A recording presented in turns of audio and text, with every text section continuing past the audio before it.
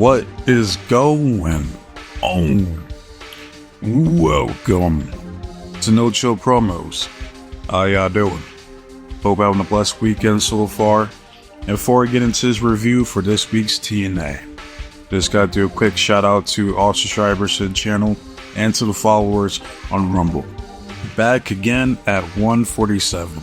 I was earlier this week. I don't know what happened. Maybe it was like a glitch in the Matrix, or maybe just two people said fuck it. I'm like, this dude sucks. I'm out of here. So that's all it's saying to me. Fuck it. So yeah, 3 more away from 150, 50 more. I'll drop the 5 through 10 favorites of all time video. Until then, I'm gonna keep on going. The gains don't stop. Alright. So start off, we got a tag team match of Rosemary and Wendy Cho versus the Juggernaut, Jordan Grace, and her mystery tag team partner. The liaison for both NXT and TNA comes out Miss Ariana Grace. She says that the mystery partner is none other than Soruka, which I already knew going into it prior because someone leaked it, or because TNA do tape their episodes. So it is what it is. Alright, this was a good tag team match, yet predictable. Alright, so we're just gonna fast forward to the finish, which was like Jordan Grace hits like a board buster or sit out board buster to Rosemary. Then Soruka hits the Soul Snatcher to Rosemary. Then Grace is gonna finish her off with the Juggernaut driver. But here comes Tasha Steelz, Player Hater of the Year for TNA. Super kicks Soruka, this the RKO out of nowhere to Grace, and then she gets stopped by Mordorusha, Morsha Slamovic. She comes out for the rescue because she turned babyface last week. Alright, so they're going to continue this feud, or pretty much next week they're going to do the setup for 6-woman tag between Rosemary, Wendy Cho, Tasha Steelz versus Morsha Slamovic, Soruka, and Jordan Grace. Too easy. Alright, so that's all I have to hear. So we move on. Next, you see the King TNA, Mr. King Cass, aka the T-Move version of Elvis. Alright, he's getting interviewed. Basically, he asks Gia 2 questions. He was like, "Are you down with the King?" "Of course you are." Second question, "Do you believe in Joe Hendry?" "Of course you don't. Nobody does. I don't believe in Joe Hendry. I beat his ass before, and I beat his ass again tonight. Then I head on to Bound for Glory against that J. Brown Dick Nemeth for the TNA World Heavyweight Championship. And after I claim my title once and for all the heads will bow, and all the lips will confess that I am indeed the King of TNA.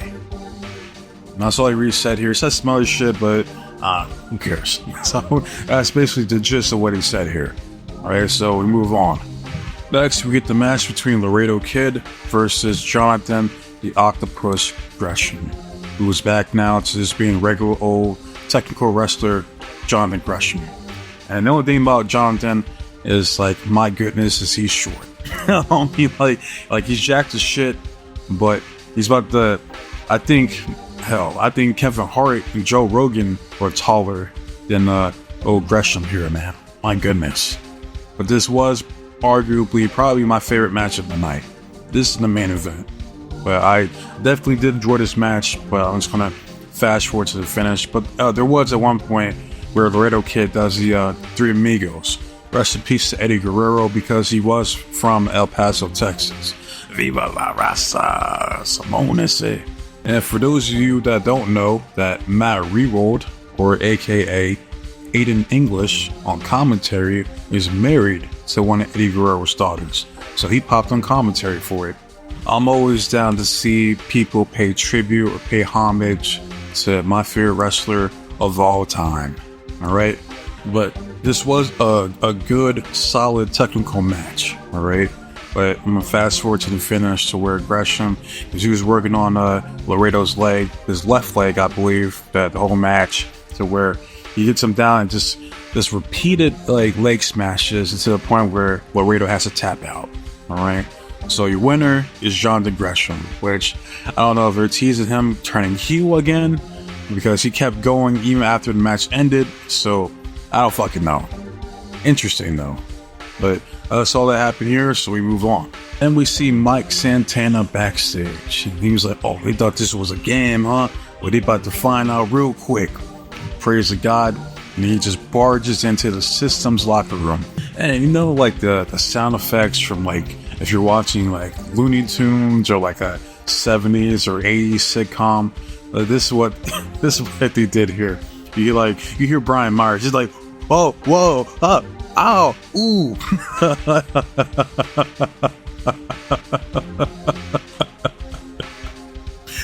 I'm sorry, this shit was hilarious. I was dying watching this shit. I'm like, are they really, like, this is so fucking cheesy.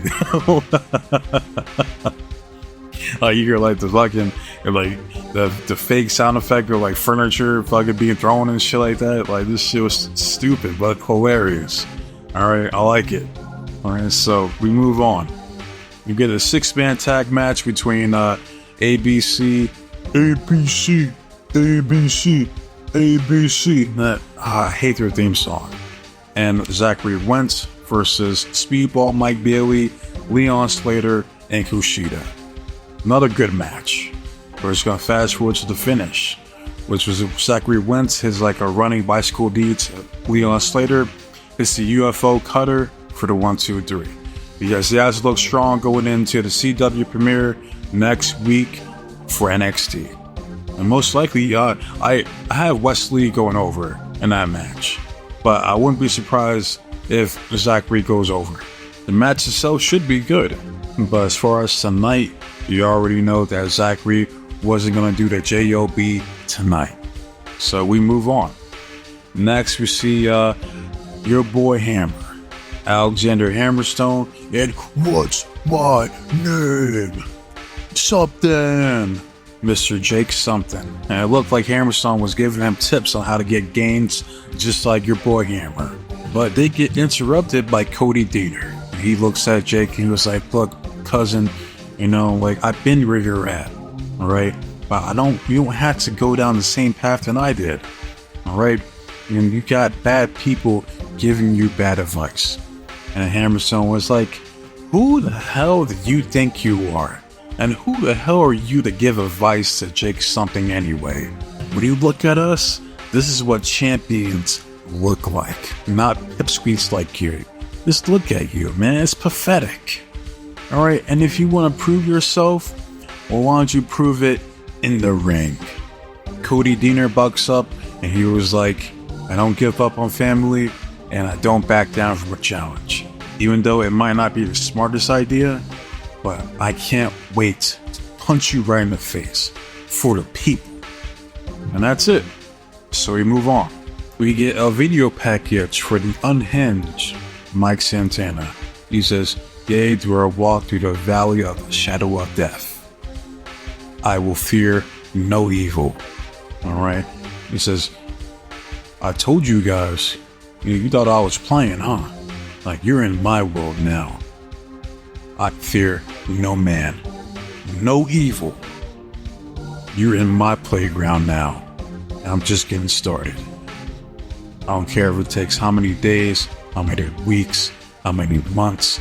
I'm gonna make each and every one of you feel the pain that I had to go through. Let's get it. And that's it. That's basically what he said here. And yeah, this man Mike Santana ain't playing. This man going full unhinged here on the system. Right, but that's it. So let's move on. Next, we get the highly anticipated debut of one of my favorites. One of my favorite women's wrestlers today. Alright, the debut. Lei Ling Lee. Alright, formerly known as Xia Li. Alright, she had good ovation here tonight as well. Was happy to see that. Alright, because Texas knows that the WWE did her dirty. Alright, they know it. We all know it. The first dozen videos I've ever uploaded to this channel, one of them was dedicated to Xia Li, her release from WWE, and how much of a bullshit decision that was. Like, that's how you treat your first Chinese-born superstar, huh? That's what you do, huh?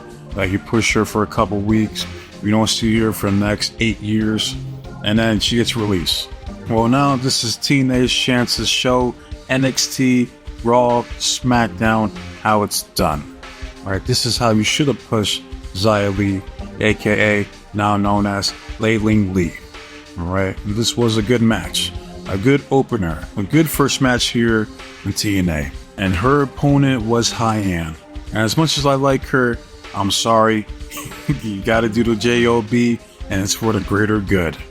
But we're gonna fast forward. Lee hits that elbow strike that she does, where she like climbs up and just like comes down with that elbow, followed by a snap suplex.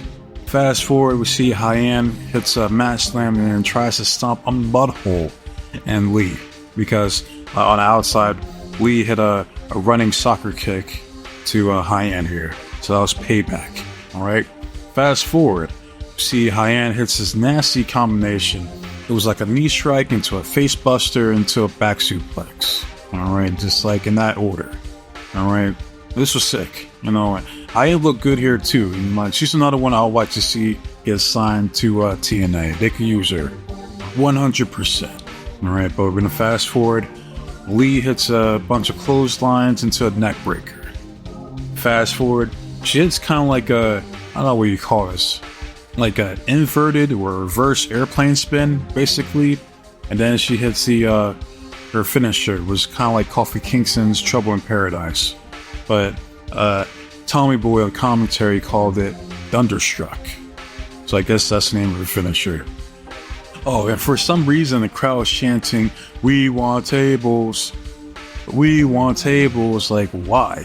I mean, well, first of all, Bully Ray, it's not even here. What are you guys talking about? I guess they want Leiling Lee to play a fucking high end to a table? Like, I guess, hey, what, that didn't happen. Alright. But what does happen is Leiling Lee goes over in her first match here in TNA, as she should have. Alright, and the crowd was pretty much behind her the whole time. Alright, so this was good to see. I like this. This was a good, solid debut for one of my top 5 women's wrestlers today.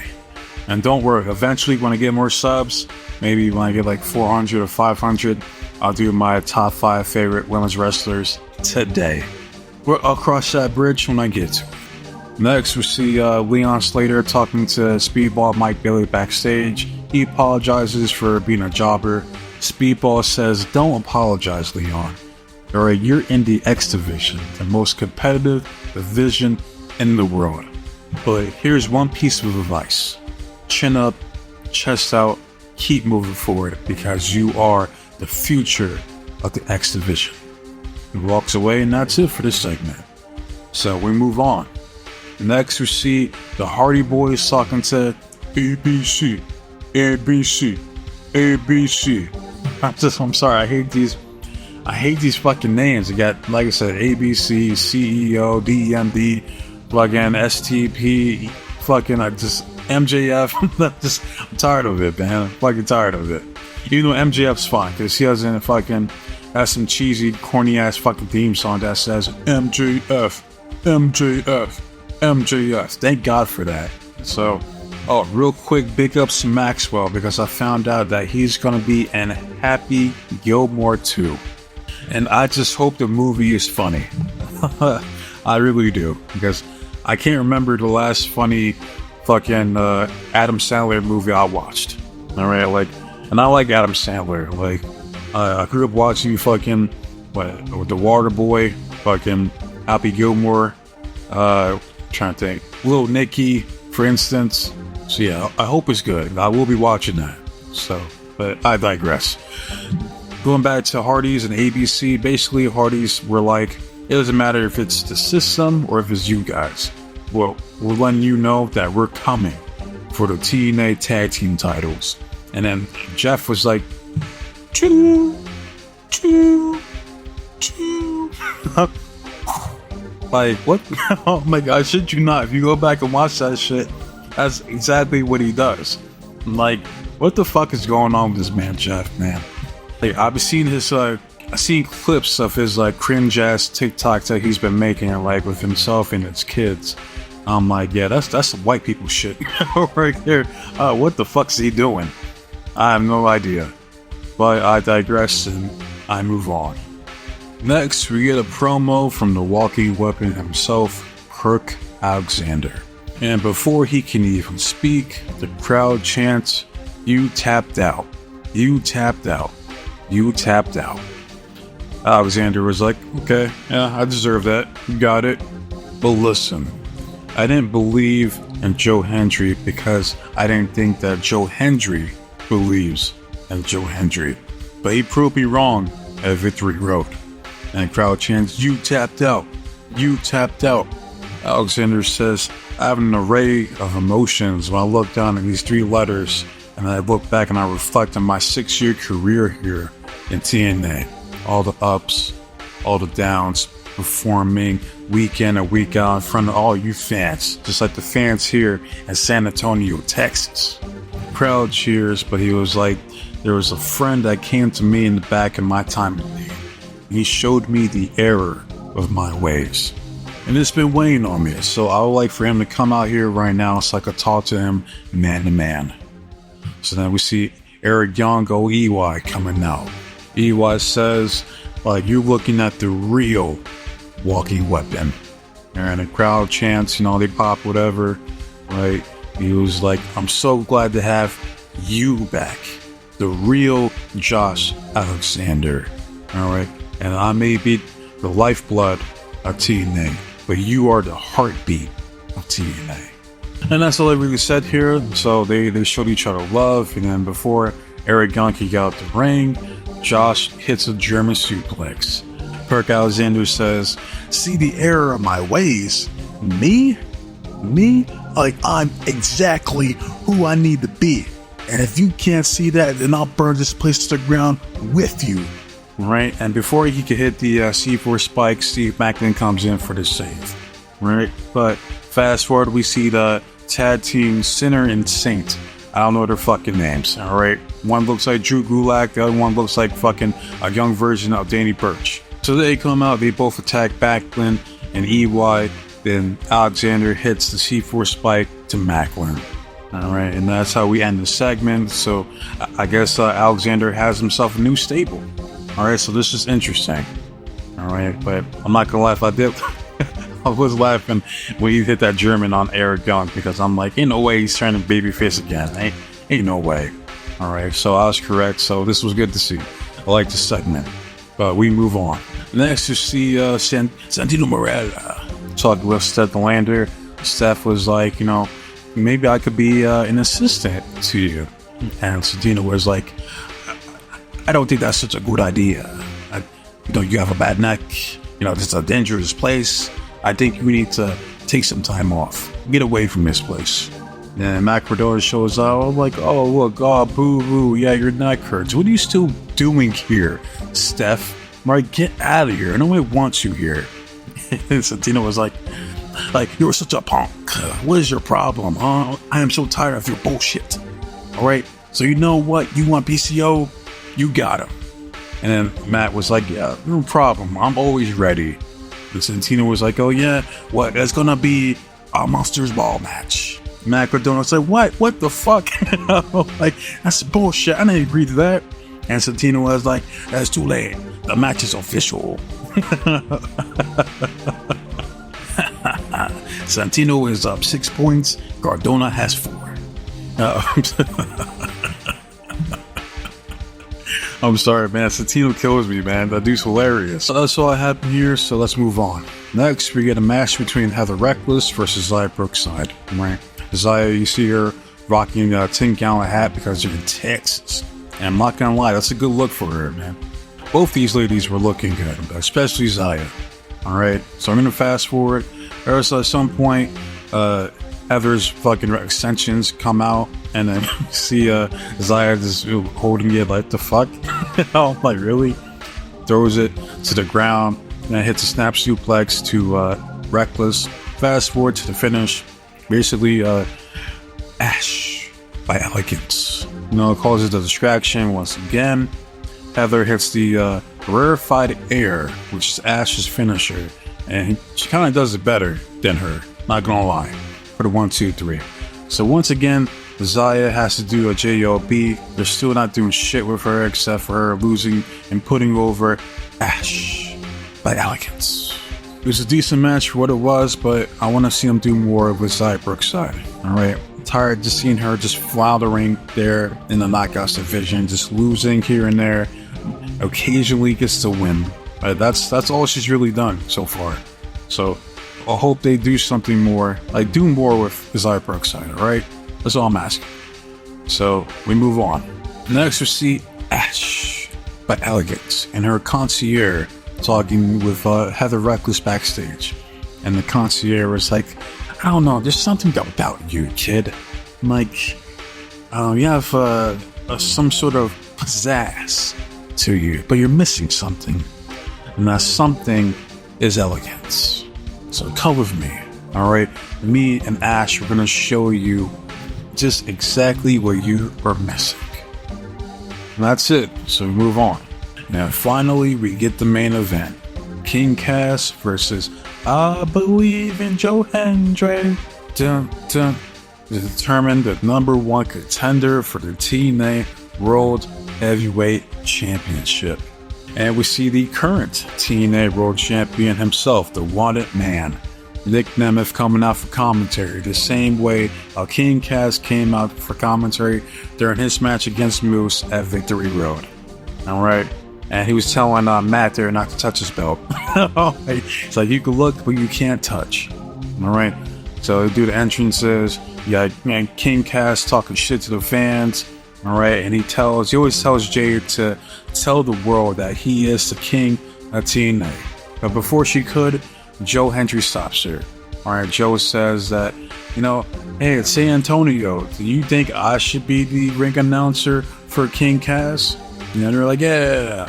Alright. It's like, don't worry, I got you, Cass. I got you. Alright, you're looking at the winner of the 2024 Antonio Banderas Lookalike winner. He is the dad from Spy Kids, Puss in Boots. Not gonna lie, that was kind of funny. Just like how Nick Nemeth was laughing as well. But before Joe Hendry could finish, Cass bum rushes him and says, shut the fuck up. Alright, and the match begins. And fast forward, we see Cass hits the gun stun to a backstabber to a clothesline. Good combination there. And then fast forward, Cass was pretty much whooping Joe Hendry's ass for most of the match. Alright, one thing that's underrated about Hendry is his selling. This man can sell his ass off. And we've seen that here in this match. Fast forward, he hits a snap suplex and then he mocks he mocks Joe Hendry's taunt. Got that Queen shit, that we will rock you. That kind of shit. Right? Fast forward, he locks in the sleeper hold, but Joe Hendry manages to fight out of it. Fast forward again. Gets a springboard leg drop for a 2 count. Fast forward, King Cass grabs a mic. Mind you, he was still stomping out Hendry when he was saying this. But he's like, do you guys believe in Joe Hendry still? Well, the only thing that matters is I don't. Right? Fast forward, he tries to go for another springboard leg drop, but misses. Gonna fast forward, Hendry hits the pop-up powerbomb for a 2 count. He then tries to lock in that ankle lock that he used to tap out Josh Alexander at Victory Road. But Cass manages to get to the ropes. Fast forward, he reaches into his little vest that he wore, pulls out the brass knucks, and goes right upside Joe Hendry's head. Knocks him out. Pins him 1, 2, 3, and your winner and the new #1 contender for the TNA World Championship is King Cass. Alright. We're gonna fast forward, we see Nick Nemeth was trying to argue. He's like, hey ref, you didn't see that? He fucking used brass knucks, it's illegal. And we see the other referee, the chick that kind of looks like Aubrey Edwards' sister, but kind of sexier. She comes out to back up Nick's claims. Alright, but then we see Santino Marella. He comes out. And he was like, Cass, you see these 2 white balls in my skull? These are my eyes, and I see what you just did. And because this match has implications for Bound for Glory, and not to mention the disregard and disrespect for the rules and regulations, it makes me sick to my stomach. I tell you what, by the power invested in me, I'm going to restart this match right now. All right, crowd cheers, cast piss. Fast forward, Hendry, who's still selling the effects, again, knocked the fuck out with the brass knucks, manages to hit the standing ovation for the 1, 2, 3. And the new number one contender for the TNA World Heavyweight Championship is I Believe in Joe Hendry. Dun, dun. And that's it. And mind you, Nick on commentary, he's acting a bit of a heelish. All right, he was like how when Joe Hendry locked in the ankle lock, he was like, "Man, see, kid, that was an amateur mistake. You know, he could have kept it on for a 4 count and still not be disqualified." Or how when Cass was in brass knucks, he's like, "Hey, man, hey, it ain't cheating if you don't get caught." Man, shit like that. So I'm like, Nick's definitely turning heel, 100%. All right, that's it for this show, and it was a good episode of TNA, better than last week, right? So I enjoyed it, and yeah, if you watched this week's episode, let me know how you felt. What was your favorite moment? All right, love it, hate it, comments, subscribe to the channel, it's all the same to me. I just want to see the engagement and the feedback from you guys, so I'm continue to do this shit regardless, right? As far as next video, I'm going to be doing the Collision Grand Slam review. It's mainly because Jamie Hayter is on the card. If it wasn't for her, I probably wouldn't give 2 fucks about it. So, yeah, expect that review later on, or probably tomorrow. But yeah, with that said, be safe, be blessed, take care of yourself, and trust in God. I'm out of here. Till next time, adios.